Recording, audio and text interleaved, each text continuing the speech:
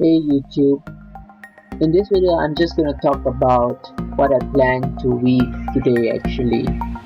I agree with what Charlie Munger says that, you can't really find a person who's smart who doesn't read all the time. And I think reading is really one of the best ways to become a good investor. By the way, I share a lot of articles that I read on my Facebook page, Journal Investors. The link is in the description, so if you're interested to follow it, please click on that link in the description and click like or follow.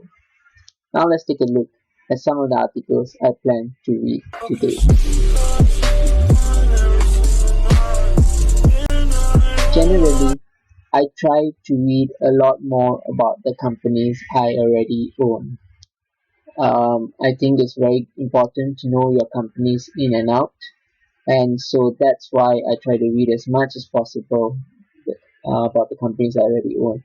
So I don't own 50 companies. I own about 15 to 20 companies and maybe about another 10 now on a watch list. So these are the companies I tend to focus on, and it's a manageable list. So one of the biggest holdings in Project 1 million and also in my eToro fund is Facebook.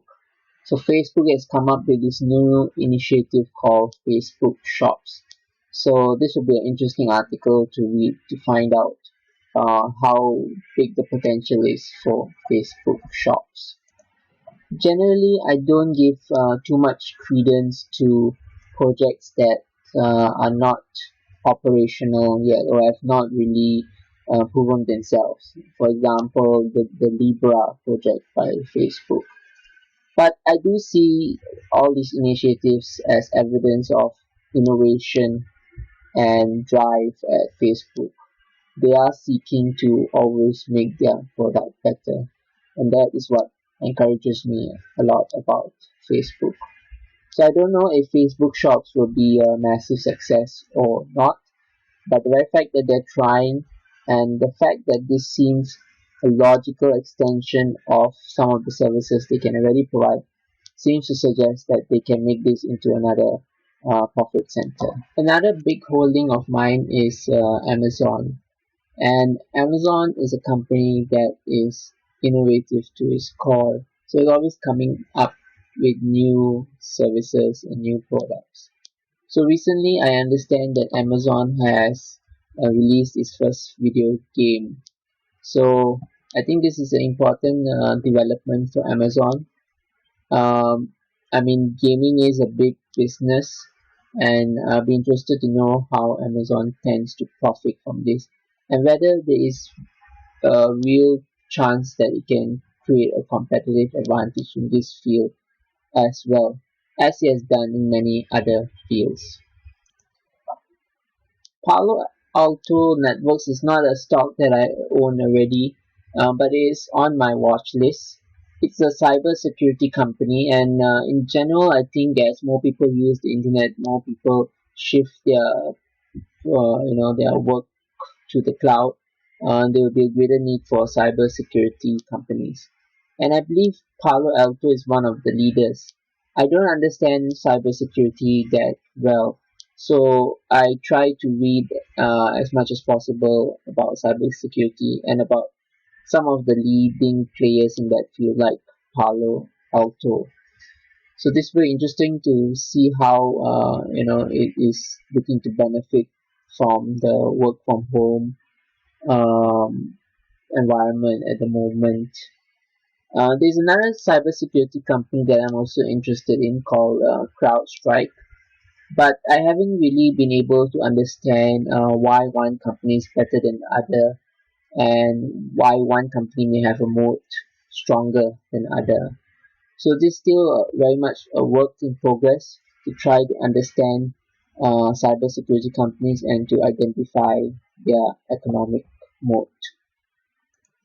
So I also try to read about the competitors of some of my main holdings. Pinduoduo is a Chinese e-commerce company. It's not really on my watch list. I don't think I will be very interested in buying this company, but it is a competitor to one of my main holdings, Alibaba. So that's why I do keep tabs on it, and I'll be interested to know whether it's actually stealing market share from Alibaba, and perhaps what Alibaba plans to do about it.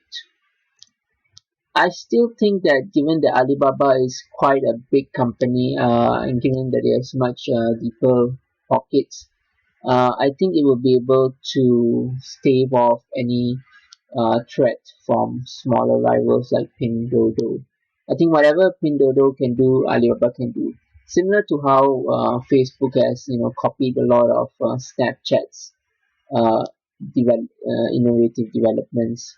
So that's one reason I like to bet on the market leaders, especially if they have a good management team and are proven innovators and they have already established a strong moat. So this article seems interesting to me because, as mentioned, Facebook is already one of my top holdings. But also because I think one of the main risks to Facebook is the political aspect of it. Um, I mean, if Facebook decides to censor a lot of free speech on the platform or is biased towards a certain political agenda, I think that will undermine Facebook's credibility a lot. So I hope it doesn't go down that path. But as I've spoken about in a previous video, I'm very confident that Mark Zuckerberg is a visionary in this field and will probably do the right thing. And I really like some of the developments that they're doing, like they're building this committee basically, which will decide on what can stay on the platform. So I think that is a step in the right direction. No one man should be able to decide what's on the platform, and I hope that they err on the side of freedom of expression. I think that would be good for the platform, but hopefully it doesn't get a lot of political criticism that could harm it, perhaps in terms of antitrust, if the government decides to uh, prosecute Facebook for antitrust issues. Another article on Amazon. So I think Amazon probably interested in this because it wants to automate its logistics and delivery system as much as possible. I've never heard of Zook before. I'm also interested in the self-driving space, but primarily I think of Waymo as the leader in that space. Getting to know a bit more about Tesla's achievements as well in that space. So it'd be interesting to know more about this company Zook and how far the negotiations are and whether this will be truly a game changer for Amazon. I don't know, but it does seem something that can benefit Amazon in the long term. Another article about self-driving tech. I'm interested in this because Google owns Waymo and Google is one of our big holdings. And generally, like I mentioned, I regard Waymo as a leader in this field. But of course, there are many other players, and I think Baidu is also actually one of the leading players in this as well.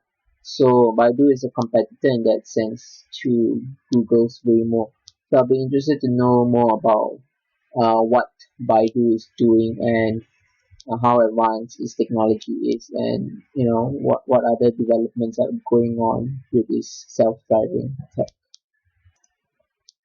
So this article is about Facebook's Instagram bringing ads to IGTV. I think this is long overdue. I mean, look at the success of YouTube, and people spend a lot of time creating videos on YouTube, just like what I'm doing over here.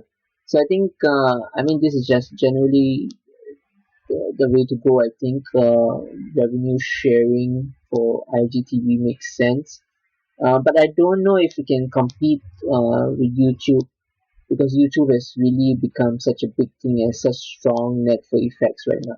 But of course, Facebook has a billion plus word of users as well. So if there's one company that can stand up to YouTube, it's probably Facebook. And I'm glad to see that they're trying to use Instagram's reach as well in a more productive way, especially in relation to IGTV. Another article about Facebook shops. Generally, I don't really pay much attention to what analysts think. They keep changing their views very suddenly, and they're not long-term thinkers, and they don't have skin in the game for the most part. They don't own the stocks that they are talking about. But still, nonetheless, I like to read up about what this analyst thinks, and perhaps what are the reasons he gives why he thinks Facebook is worth 275 because of Facebook shops. Like I mentioned, I don't really put too much importance on new projects which haven't proven themselves yet, but Facebook shops in particular does seem quite interesting. So Beyond Meat is one of my moonshot stocks. It's one of the stocks that I've bought a small quantity of, but I think it has a lot of potential. So I done another video about Beyond Meat's very fast rise in the last few weeks. So 7% drop is not really unexpected. What I'm actually interested to know is should I be buying more of Beyond Meat, or I don't think I'll buy more at this stage because I don't want it to become too big of a position in my portfolio. But maybe I could sell a put option on it, especially if the stock price drops further. I'm interested to know also more about Beyond Meat's competitive advantage. I think that's the biggest question around Beyond Meat. How is it going to ensure that it can lead the way in plant-based meat for many years to come? Generally, I don't read that much about macroeconomic news, or I'm not that interested in macroeconomic news. I like to read about the particular companies I own. But this one is interesting because, first of all, S&P Global is a stock that I do own. So I'm interested in what they're doing and find out more about their business. And also because this is an article about potential downgrades that could have very deep ramifications for the economy, perhaps. Um, I mean, I think it's a foregone conclusion that the economy is going to be in a recession for at least a little while, maybe 1 or 2 quarters, and we're definitely going to see more bankruptcies and more business failures. But still, I think that over time, a few quarters out, that will probably correct itself. The economy will be back to where it was. So I'm interested to know if my theory is wrong, perhaps. Could there be more lasting effects of the economic crisis? That's why I'll be interested to read this article. So as mentioned, I think the political aspect of some of these social media platforms is what makes them a little risky. So I'd be interested to know more about this article. It's good to know, at least from the headlines, that they have been cleared from anti-conservative bias. I hope they keep it that way. I hope they are able to reach a balance between keeping the platform uncensored and also removing hate content or other malicious content where necessary. So it'll be interesting to find out more about what the judges actually talked about in this lawsuit. So I also try to read up about stocks that are on my watch list. So I think Roku is an interesting stock that has been on that watch list. I don't think I will buy it because it has major competitors in the form of some of the major big tech companies like Amazon in particular, and then also Apple and Google. But I'm just interested to know, how strong Roku is. Apparently it has enough bargaining power that it doesn't need HBO Max. That's interesting. So I'd like to know more about how the negotiations are going with HBO Max, and whether they intend to onboard HBO Max eventually, and if not, then what is the effect on Roku? Amazon has business similar to Roku in the form of Fire TV. So I'm not very worried about Amazon's Fire TV business, even if they don't have HBO Max. They have many other levers that they can pull, and they're going to grow no matter what, I think. So I'm not too worried about Amazon. But it'd be interesting to know more about Roku, I think, here. If you would like to be a patron and a supporter of the channel, jump over to our Patreon website and you can subscribe to one of our membership levels. You can also gain personal access through me and also my immediate thoughts and actions in the stock market through Discord at about $5 per month. We look forward to seeing you on the Discord chat. So if you like what you saw in this video, please give this video a thumbs up. Please subscribe to the channel if you have not, so for future updates. And if you like the general platform, the eToro platform, and you like the ability to copy good investors, I suggest you join the eToro platform. You can use my link in the description tab, and you can even get an extra $50 to start trading.